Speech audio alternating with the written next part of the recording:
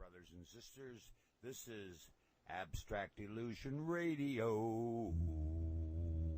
And I'm here because Jennifer's off getting water, so I'm flirting with her next guest, the lovely, the one, the only, Kim Coleman. Say hi, Kim.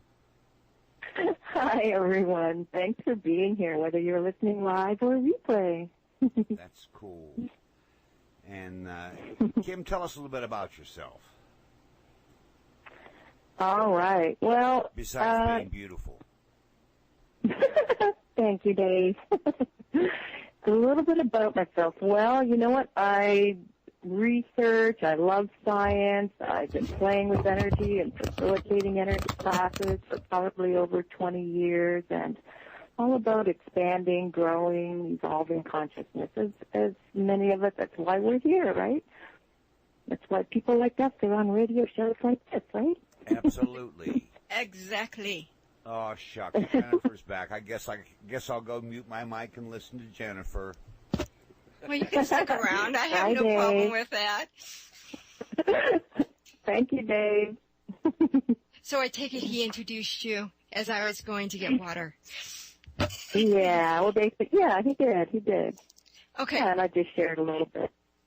Now, I met you another life ago. Oh, no. And I still have that image. Every time I think about you, I think about this time we were hiking, and I just looked at you, and I could just see the pure goddess within you expanding.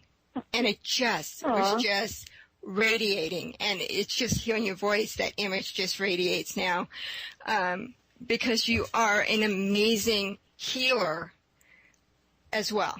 You've been doing healing a long time. All your life you've been doing it. Exactly. You know, I was doing it when I wasn't aware I was doing it as I was a child, as many children do, just by being in the space. And I started doing it consciously probably about 22 years ago, Jennifer. And yes, that was a lifetime ago, wasn't it, darling? Yeah, it was. Jeez, it's so great to hear your voice. I instantly felt a kinship, a sisterhood with you. I always knew we'd be in touch. Some way, somehow, we would always be in touch because I knew you could teach me so much. And with your coaching, tell us a little bit more about the process you go through to help us kind of release our blocks. Yeah, that's a great question. Well, the way that I play with people, and I use the word play because it's really about having fun and ease with all of this stuff, right? And keeping it really light. And so basically when I'm playing with somebody and they're sharing whatever it is that they're sharing, I have this, I just be this space. I just be this energy that when somebody is speaking and sharing, all of a sudden it's like this energetic thing kind of happens. So when any of us are listening from a space of not trying to figure out what to say next or how to fix somebody or how to heal somebody, which means we're then aligning with them as being broken, which is actually not true. So when we can be this space, what happens is if someone's sharing something, it will just pop for me, and I stop them right in mid-sentence if that's where it pops. And so I might be like, stop, because something will pop, and it's something that is showing itself, which is always a celebration when our poo shows itself or our stuff shows itself. And I take that, whatever it is, and then find words that match it and feed it back to the client, and then that kind of can be our opening place to play and start. Did that make sense? Yes. Makes plenty of sense to me. Okay. So it's a way of letting the client recognize the energy that they're putting out. Yeah, you know what? I'm so glad you said that. Because it is so much about that. That's exactly it. So I really facilitate people to know what they know and to know what's actually true for them, because, what's true for me isn't going to be the same as to what's true for you, correct? Exactly. And so it's about facilitating that within people, and so feeding it back to them in a way that when they hear it, they're kind of like, oh. So it facilitates them to have their own aha, for them to have their own awareness. And then we just play with it. And it's interesting because it's amazing, these amazing times that we're in now. Yay. Things are happening. Things can happen so quick. Very quickly. So instead of something taking whatever amount of time or sessions or whatever for it to evolve, we're in a time now that it can happen so quick when we know how. And it's so easy, it's fun. And so it's about for me, it's also about knowing how to be in the world with what I call your eyes wide open. So being in the world with your eyes wide open. In other words, knowing how to evolve, shift something in the moment that it happens. Right? So that it's all awareness.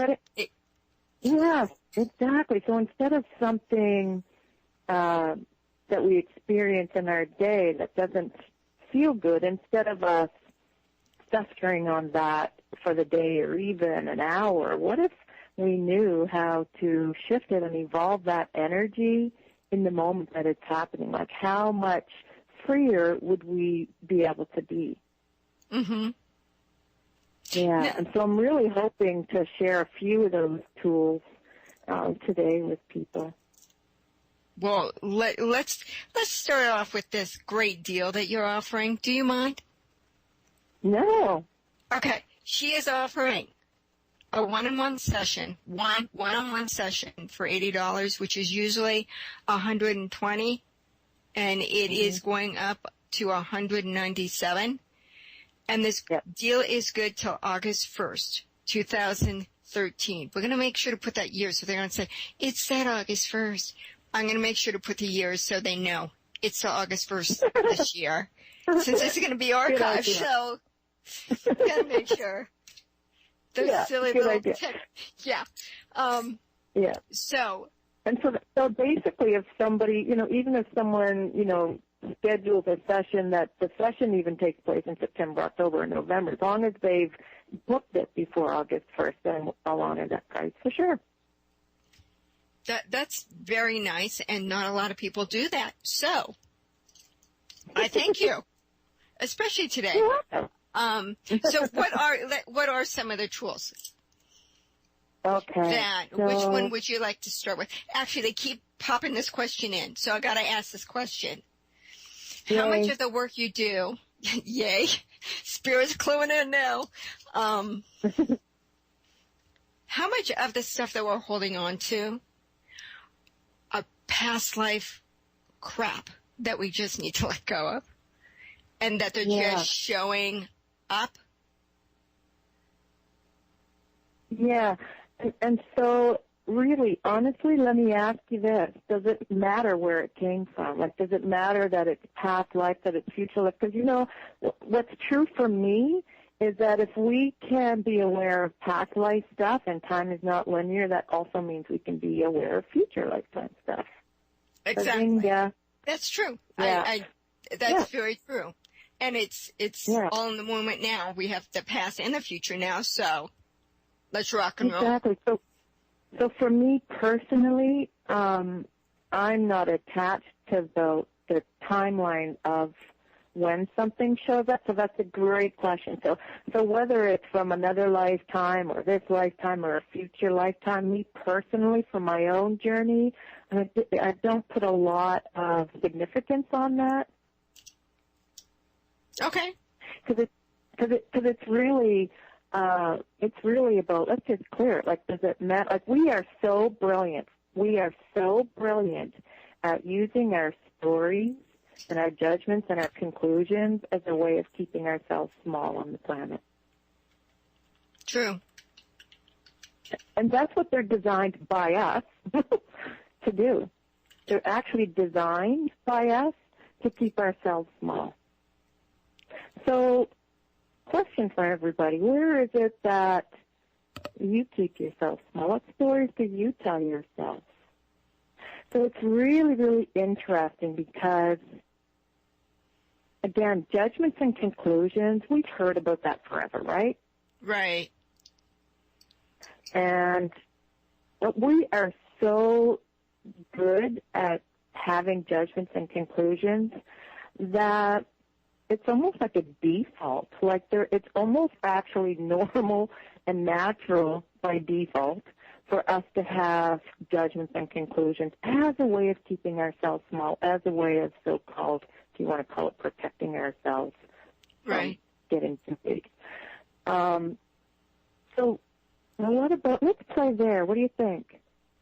That's fine, but I want a clarification on exactly what is a judgment and what is a conclusion that we're defaulting. What, by definition, for you, are those two words? Yeah. Well, that's a great question. For me, it's such an energetic experience. Both of them are married in the fact that both of them will shut down energy, so to speak. So both of them are great at shutting the door on energy flows. Really good at that. And so when we're wanting to be connected and we create these judgments and conclusions in our stories, basically we're shutting down the flow of energy that brings us back into awareness.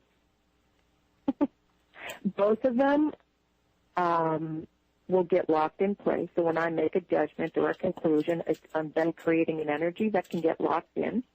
Right. And a conclusion is when I think I have an answer. That's kind of like a conclusion. I've concluded that. Yeah, it's kind of like, so look at the difference between awareness and answer. Okay, let me throw in another word in there in the mix, because observation.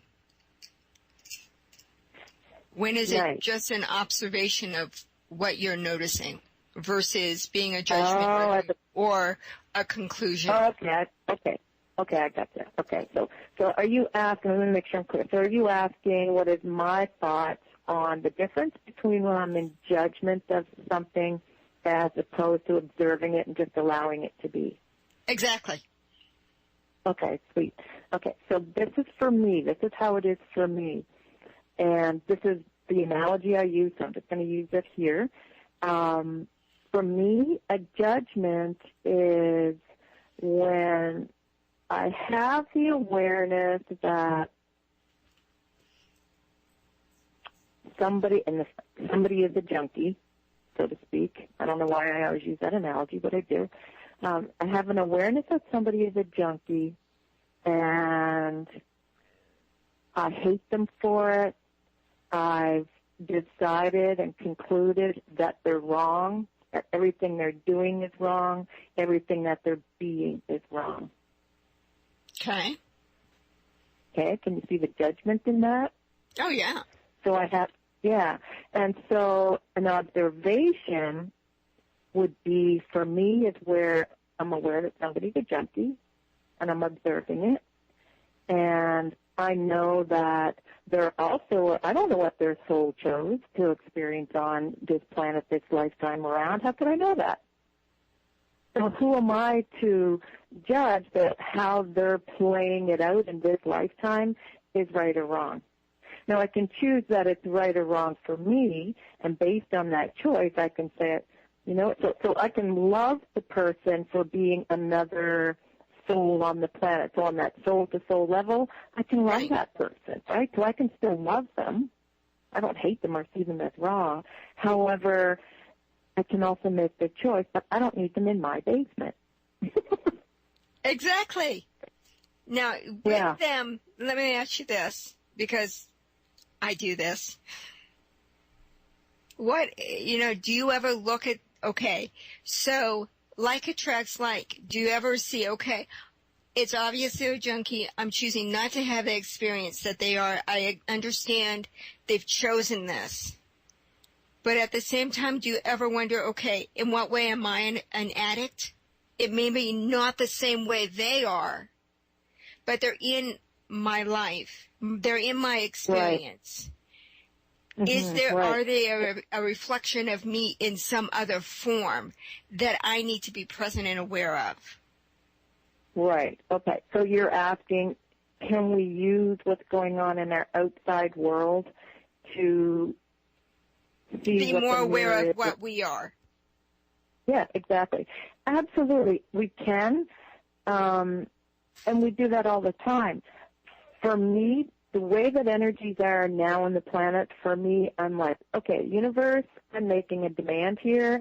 I need absolute knowings. Absolute knowings. The signs and symbols, I loved it. I played there for a long time, and now I just want the absolute knowing. And so for me in that, it's like, okay, so where in my life do I have addictions that I'm addicted to, or where in my life am I not allowing that person to be in the world? So there's so many different ways you can play with that. That's a great question, because there really is a lot of different ways that we could take that. Right. We tend to be meaning-making machines, right? Exactly. And so we want to overthinking things. Yeah. So it is part of my experience, but in reality, it's just they're there. So exactly, and it's always also about making choices around what's in our reality, right? So for me, it's about making space for everything that's in my external world is also a reflection of me making space for what's going on in my inner world. Exactly. Because when I can make space for what's going on within me, and you can give things space, we hear a lot of talk about embracing what is. Right. A lot of people, but there's a lot. How do you do that? Well, you know what? When you can just allow something to be there. Okay, so I'm having, I'm a little angry today. Well, instead of judging that as right or wrong, or trying to figure out the why, or trying to fix it, or judging yourself and all that crazy making stuff that we've gone into for years, what if we were to just acknowledge, okay, there's something inside me that's a little angry today, a little pissed off, or whatever, and you just kind of make space for it to be there, and it's amazing because it's just energy. It's just an energy that got locked in. Everything is energy, right? Right. So everything is energy. So when we focus on trying to figure it out, trying to fix it, trying to change it, and all that stuff, it's almost like we're putting this picture frame around it. It almost kind of frames it in. When we can instead just simply go, okay, acknowledging it, oh, okay, there's something in there that's kind of pissed off today. And you just give it space to be there. I'm just going to let it be there for this moment. And you kind of say hello to it. It's energy. What happens, it's amazing. It's energy. Often what will happen, and it depends on how big of a hook, whatever it is that we're playing with, often what will happen, Jennifer, is it'll just it'll do its own thing because energy knows what it needs. It's consciousness itself, right? Energy is consciousness. It's consciousness itself, so it knows what is required for it to come back to flow, to come back to oneness. Because when we have these things locked in, we've created a separation with them. That's why they get locked in. But when we can just allow it to be there, just say hello to it. Like it's like you take that observer role. It's like you're like, oh, so notice the language and, oh, there's something inside me that's a little pissed off, as opposed to I'm pissed off. Mm-hmm. It's subtle, and yet at the same time it's very potent. Very much so. Very. Yeah. So is that like one of your tools or your techniques that you teach your clients? Yes, that's exactly it. It depends on, when someone shows up, what it is that we're playing with as to where we're going to go and how it's going to go. I've studied, somebody said to me once, so what modalities have you studied? What ones do you teach? And I'm like, it would probably be easier for me to share with you which ones I haven't studied. Exactly. You've done it all. You really. That's why and it's like I know I can us. learn something.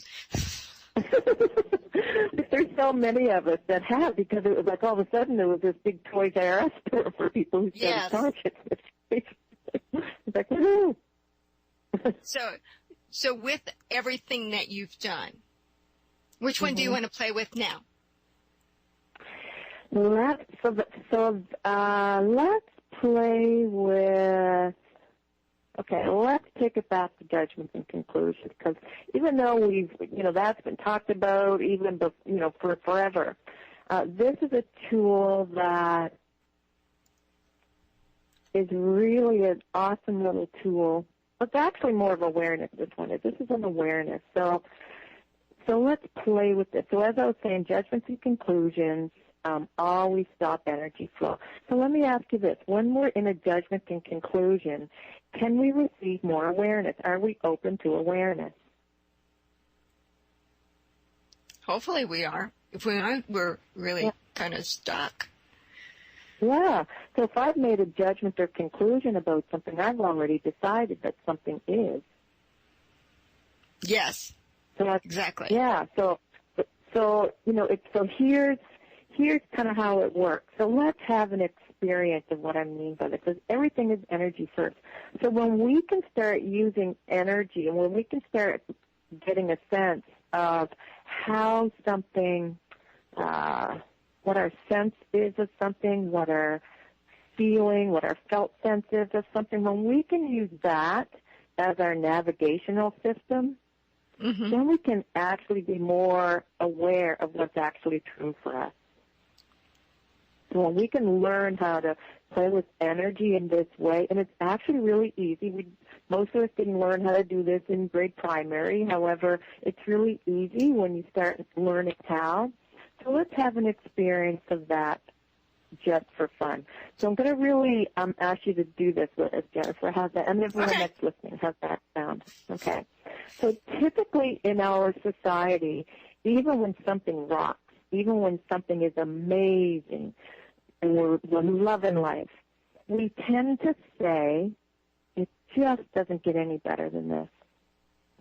So I'm just going to ask you and everybody to just kind of say that to yourself and just get a sense of the energy of that. It just doesn't get any better than this.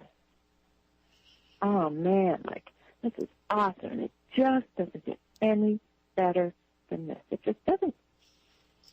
It just doesn't get any better than this. It doesn't get any better than this. Yeah, so we're just saying it to ourselves. Just doesn't get any better than this. And now let's shift to, oh my God, how does it get any better than this? So now you're sensing and being aware of the energy of, how does it get any better than this? How does it? How does it get any better than this? This is amazing. How does it get any better than this? So just noticing the energy of, how does it get any better than this?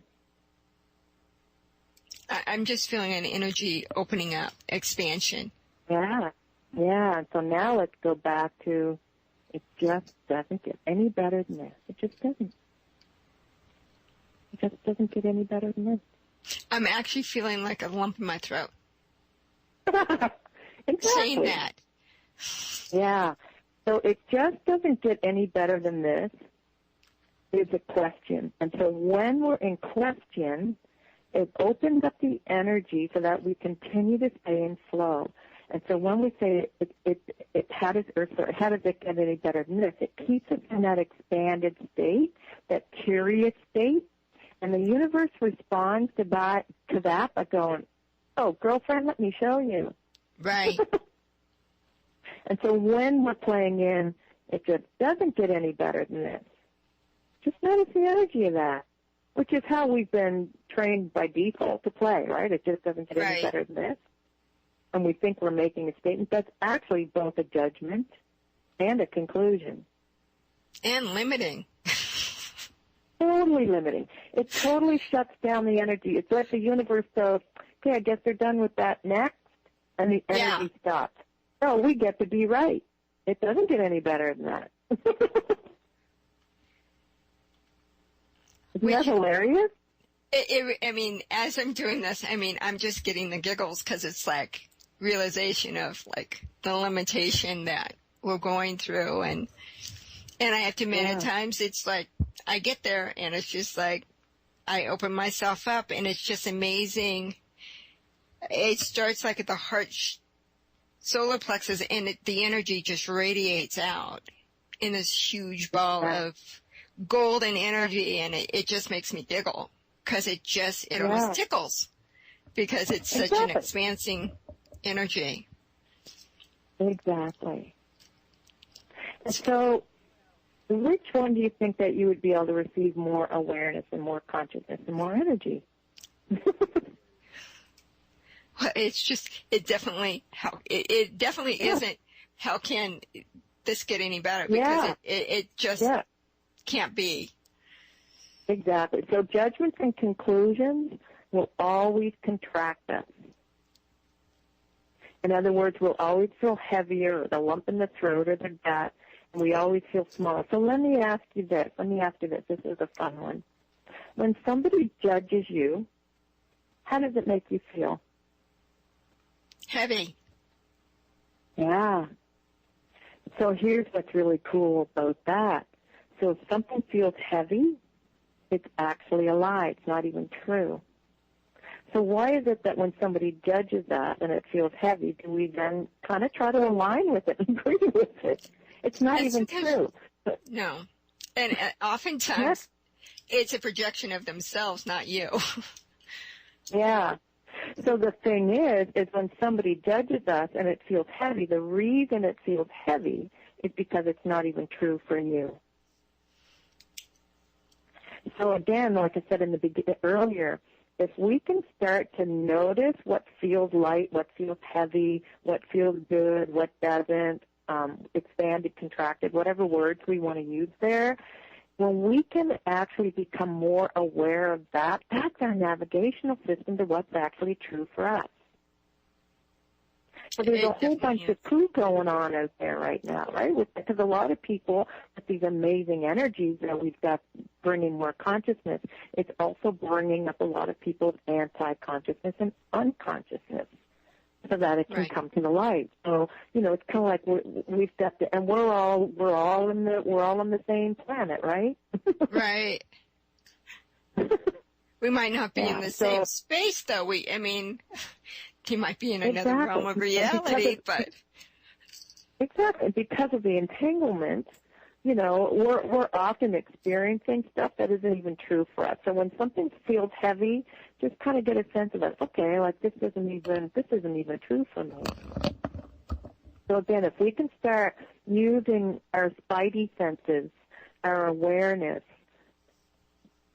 as our navigational system and follow that energy. Remember the Celestine Prophecy years ago? For me, it was one of my first books that I read on consciousness.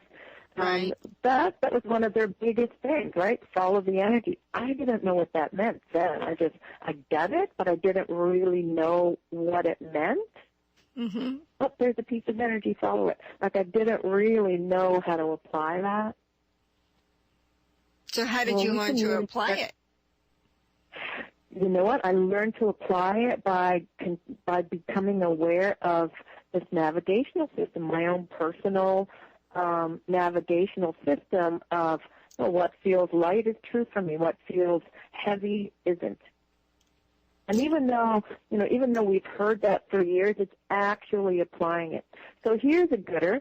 We're even so good by default with judgments and conclusions that we'll even take amazing awarenesses that we have and turn those into conclusions. So it's, okay, let me just ask you this. Are you familiar with Byron Katie's work? Yes. Yes. That's kind of what she does with those questions is really make you aware of what you're doing in the present moment. Because what you're saying, just for some reason, her name just popped in my head really strong. That is just finding out that awareness within you and your state within the situation that you're creating. Mm-hmm. And your participation in it. Is it really? Exactly. And that's a great, it's a great question to ask yourself, because we are so good at, we're meaning-making machines. We want to know the meaning of everything. What does that mean? What does this mean? So here's a real good example of that. And it's actually draining to do that. So here's a really good example of that. So say I'm at a party and some guy walks in and he really makes a point of saying hello to everybody in the room but me. Well, I'm probably going to sit there and think, oh, geez, he said hello to everybody but me. So first I notice it and I become aware of it. And then I might sit there and I think, oh, geez, you know what? Maybe he doesn't like me. So then I start to put meaning behind it, right? Yeah. Oh my God, maybe he doesn't like me, or maybe something like that. So this little story is going to start to create itself, right? So then if I'm in the same room as he is at the party, then I might feel uncomfortable. There's just going to be another energy there between us, right? Right. And so then the next day, I pick up the phone and I call one of my girlfriends and I'm like, geez, that guy, I think he just doesn't like me, never says hi to me, blah, blah, blah, blah, blah. And it could be something I could fester on all week, right? Right. But what if instead I was to actually challenge my own thoughts and go, oh my gosh, I'm hilarious. I don't know any of that to be true. Exactly. And so that's kind of like the Byron Katie stuff, right? And so you right. kind of so that's how I play with it. I'm kind of taking, oh my God, like I am so freaking hilarious. I was just about to make that mean something, and I don't know any of it to be true. I just made it all up. Very so then nice. My girlfriend, it's like, we're hilarious, right? We're meaning-making machines. Why is that, do you think? I mean, why do you think humans need that? Because it is. It's almost that addiction to do it. It is. Well, there's this, and I love that question. So let me just finish just for 1 second and bring me back to that question. So then my girlfriend, when I, might say to me, oh my God, Kim, you know what? He's so in love with you, he can't even look at you. Exactly. Right? So I don't know why he didn't say hi to me when he came in, but I can make up this darn good story about it. And then I'm making it a judgment and a conclusion and a story. So there is a part of the brain. So come back to your question. So there is this part of the brain called the reticular activation system, RAS for short. And it's this amazing part of the brain that is programmed typically by default, and we can reprogram it super duper easy and fun. It's this part of the brain that by default it tends to look for what's not working. So it looks for meaning in everything. So it's kind of like, and the reason it does that is simply because it believes that if I can find out what's not working in this relationship, for example, and fix it, then, oh my God, everything will be great. Or if I notice what's wrong in my house and fix it, oh my God, my house will be great. The joke on us is that it's programmed to look for what's not working. That's its job. So what happens is that, you'll find that one thing because, because if I can find out what's not working in this relationship and fix it, everything will be great. I find it. We worked on it. Its job is to look for what's not working. So I'm going to find something else. Yes. So it becomes this hilarious thing where it takes on a life of its own. One of the ways that we can start to reprogram that, which this is why I so love staying on top of the leading edge sciences that are out there, because it just is so amazing to me, Jennifer, that science has now got so much, it's backing up, what we've known for a long time, right? Right. So one of the ways that we can start to reprogram the reticular activation system so that it starts to work in a way that contributes more to our life and living, it's so easy. All we need to start doing, folks, is just simply start looking for what is working. And really, and not just do it for the sake of doing it, but really doing it like the elders used to say, take time to stop and smell the roses. So Right. we start to, and it sounds so simple, right?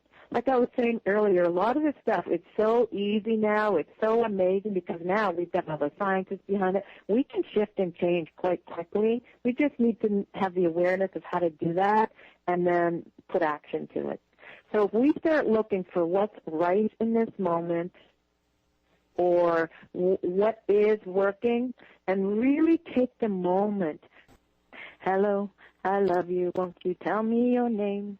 Skype, Hello. Skype got cut off again.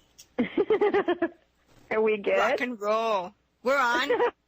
We are live, baby. Sweet. So you'll So- have to share. So you'll have to share with me what you heard, because I don't know where I got cut off. I get on a tangent, by the way. Basically, you were talking about. Now I got to remember because so much is going on in my head. It's like I'm in that moment, and the moment is gone. Yeah. So we were talking about being aware of Okay, what I we're can go. thinking. Okay, Yeah. I'm good. you're on. Okay. Sweet. All right. So basically, we've heard about appreciation and gratitude for years, and this is one of the whys that we really want to play there, is because when we can start looking at what is working in our lives, in our relationships, what is coming in our bank accounts instead of just what's going out, when we can really not just notice it, but we can actually take a moment to appreciate it and have gratitude. One of the things that we're doing when we play that way is we're actually beginning to reprogram that reticular activation system. And so when we have the reticular activation system programmed to start looking for what is right in this moment, for what is right in my relationship, what it starts doing is it starts to actually look for what is working and what is right. And when we start playing that way and the cells are aligning with that and we're putting that out as a signal to the universe because that's how we're vibing, what happens is more of that starts to show up, more of what is right, more of what it is we're choosing to experience instead. So how's that? So that's another tool, folks. Really start looking. So say, for example, so let's give an example here. So say, for example, I'm at a job that I hate. However, I need it for the money. I'm going there because of the money, and there's no other job available to me, so I believe, in this moment. If I can start, so right there, I'm really going to start noticing everything that I don't like about my job. That's what my cells are going to align to. All of me is going to align to that. So even at something like your job, if you can start looking for what is right. In other words, maybe you love the pens they supply you with. So sometimes it does feel like you're almost like grasping for straws, right? So just find something that you can appreciate. Maybe it's a great chair. Maybe it is the paycheck, even if you think it's not enough and you're probably worth 10,000 times more. So start looking for what it is that you can appreciate in your relationships, your jobs, all of it, life in general. And it's really interesting how that one little piece starts to change things. Gratitude is an amazing tool. Yeah. And it's what happens is a lot of people don't really know how to play in it in a way that generates an energy. Because it's not about just giving lip service to gratitude, right? It's like giving lip service to anything doesn't actually evolve anything. It doesn't actually generate an energy of. So it's more about taking a moment to really, look at whatever it is, say, for example, in your relationship. And it's like, oh, my God, you know what? I love whatever it is that you love. And you take that moment to really allow yourself to generate the energy of that. I love how he makes supper for me every night. I appreciate that so much. And really take that moment. Take the time to smell the roses, right? Take that little moment and really get the energy of that, generate the energy of that, be that energy, just even for that moment. And it will, and so that's how, for me, we always had that saying, be the change you want to see in the world. And I loved it. I aligned with it, but I didn't have the how, which annoyed the poop out of me. So I was like, how do you be the change you want to see in the world? And so I went on a mission to find that. And it's about being that energy, being that energetic structure of it. And you can use it even with a relationship with yourself. Instead of beating yourself up on little things that might go wrong or little things that you might forget, be grateful that you remember to do it now. Exactly. Or the lesson you learned from that mistake, that misstep. Exactly. That's it. So it's always looking for those celebratory moments, and I love that you just brought it back to self, because that's awesome. So it's looking in the mirror and looking at what is it that you can appreciate when you look at yourself in the mirror? What is it that you can enjoy or even like a little bit? Like for some people, it's even starting with the word like. What can I find that I can even maybe like about this job? Okay, so there's a guy down the hallway, and he seems not that bad, that kind of stuff, right? And so it's really playing with that. It will begin to shift that reticular activation system that does look to make everything mean something and look for what's wrong with the belief that if I can find what's wrong and fix it, everything will be great. So let's start looking for what's right. And, okay, how would you use that in fears? In fears. Give me an example. Like being afraid to contact someone who you know briefly but not really. And it's more the fear of their reaction or lack of one. Okay. How do you understand the question? I believe so. So I would change what I would do with that. Einstein was amazing at talking about imagination and how imagination is a tool. When we know how to use imagination as a tool, it's amazing. So, Jennifer, just think about fear of exactly what you just shared there. So just think about that, okay? So just think about the fear of contacting somebody and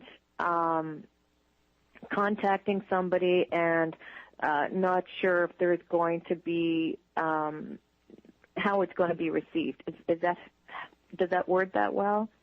That's fine. Do you want an actual example? Yeah, let's work with an example. Okay. I want to contact Marianne Williamson about doing a blog for my new book, doing a review blog. And it's like it's like, this is the silliest thing. I mean, I've done the worst case scenario. She doesn't answer. Big deal. Right. But there's still something that's like edgy about that. Okay. I love this question. So notice the energy of all of that. Okay. Okay. So notice the energy of all that. So remember how we were talking earlier, how everything is energy first. So what's the first thing we need to evolve and shift? The energy. Exactly. So let's play here. So let's take Einstein's information and where we are at on the planet now. So Jennifer, oh my God. So I'm really going to invite you to play with me here, okay? Okay. Okay. So, oh my God, like, wouldn't it be nice? Like, what would it be like? What would it be like for you to contact Marianne Williamson and her to be excited to work with you? Wouldn't that be nice? Like, so let yourself imagine and pretend here. So, oh my God. So you're saying it's amazing. It's just, you know, I've read so much of her work and really support everything she is and contributes to the world. I mean, talk about somebody who's all about change. You know, it's just, it's amazing the energy this woman has. Yeah. And projects and radiates. I don't even want to say project because there's a negative connotation. She radiates. She just is, yeah. Yeah. So, oh my God. So now I want you to play with this. Wouldn't it be nice for her to, what was it that you wanted to have her do? Write like a review blog. You know, on the things, there's a little statement. Blog. Okay. It's not a blog. It's just like a blurb. Okay. So, Jennifer, like, play with me, darling. Wouldn't it be nice if she was like, yeah, I would love to do a blurb. Like, so now just let yourself imagine and pretend. What might that be like, Jennifer? I'm what dancing. Might that be like? I am dancing. I think it's amazing. Yeah. And so what might that be like? Wouldn't that be nice? It would be lovely. It would expand my energy. Yeah. And just so many positive ways. Yeah. When she does that, I'll even correct the way I'm saying it. Yeah. And so just notice the energy that you're playing and being now. It's just, again, that expansion, yeah. that really positive excitement and expansion within me. Yeah. So just let yourself imagine, pretend, and daydream what it is you would choose to experience. So imagine Marianne Williamson, more than happy to write this blurb for you. There. So notice how now you're actually a match to that energy. Yes. And how easy was that? Very easy. Yeah. And something that I want to put out there, because I get this, is you really need to be in that match before you actually do it. That's the change we want to see in the world. That's it. We have to be it. Exactly. Because you were doing really good at being the other, right? You were doing really good at being the she's there, she's that, she's probably too busy kind of deal, right? That's what you were being. That's what you were matching and agreeing and aligning with. So it's another tool, folks. So when we just simply find ourselves going down that rabbit hole, is that what we really actually are choosing to experience? No. So it's about changing the energy around it. And so you ask yourself, what is it I would choose to experience instead? And then I do the self-talk. I'm like, oh my God, like, wouldn't it be nice if, and the key is allowing yourself to imagine, pretend, and daydream. And guess what? And so the sciences are all there to back it up. But this is more than asking you to just go to your happy place. Yes. Okay? So one of the things is this. The subconscious mind does not know the difference between what's real and what's imagined. Mm-hmm. And as I stated earlier with the guest before, it's like it's already out there. And getting into this energy, you're just aligning to bring it in faster.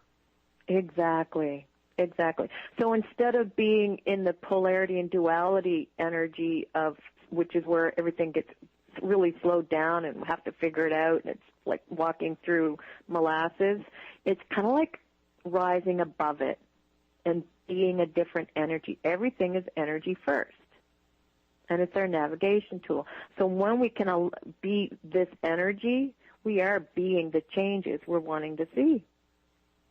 Yes, we are. And so, again, the thing about the subconscious is it doesn't know the difference between what's real and imagined. And the subconscious state is pretty much the same thing as the hypnotic state. So if I was to hypnotize you and say that phone in your hand weighs 10,000 pounds, if that's a program running in your subconscious, because I put it in there in a hypnotic state, even though your conscious mind knows it's only a phone, if that program says it weighs 10,000 pounds, you're not going to be able to pick it up. That's why we have such fun stage acts on stage with hypnosis, right? Right.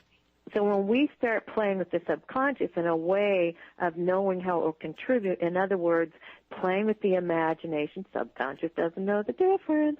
Start playing with that, being the energy, and generating the energy of what it is we're choosing to experience.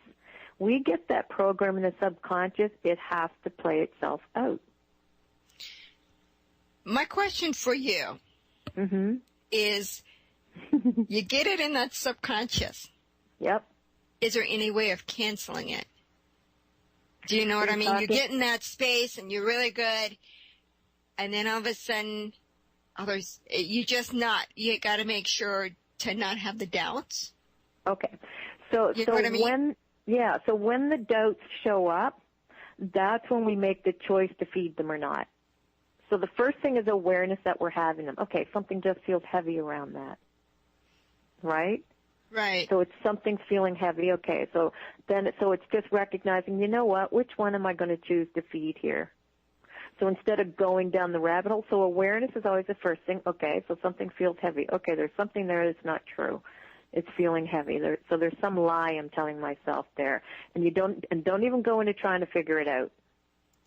Don't even bother. Just come back to generating the energy of what you're choosing to experience instead. Easy to do. Yeah. And so again, even if you find yourself having awareness later on that we went into our old habits of going down the rabbit hole, still celebrate your moment of awareness. Because again, we're so good at beating ourselves up over, oh my God, I did it again, I'm never going to get this, right? Right. So always celebrate awareness, even if it's after the fact, because the more we celebrate awareness, the more awarenesses will show up for us, what's true for us. Very true. Very true. Okay, Kim, give out all your information, because I know you have an appointment in a half an hour, and I want to make sure you get the goods out there, man. Thanks, darling. And thanks for the invite. And you know what? Thank you so much for the invite.